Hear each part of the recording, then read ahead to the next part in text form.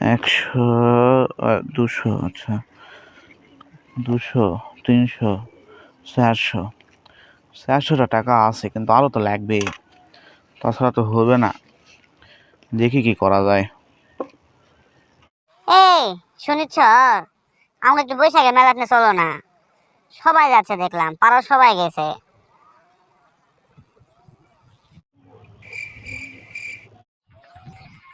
একটু মেলা যাবো, তুমি আর আমি নাগরদোলা চলবো, চলো না। তুমি বৈশাখ মানে বোঝো?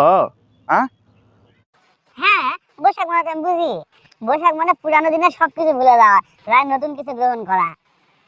আরে এই তো বুঝিস, আমিও তো পুরাতন সবকিছু ভুলে নতুন কিছু করার জন্য টাকা গুনিচ্ছি, বুঝলা? মানে তুমি নতুন কি করবা?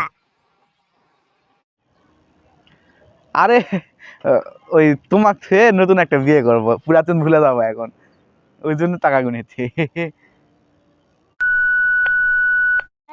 নতুন বিয়ে করবে? পুরাতন দুনিয়া থেকে সেরে গেছে, এখন নতুন দুনিয়া যাবে। হ্যাঁ, নতুন বিয়ে করেছে।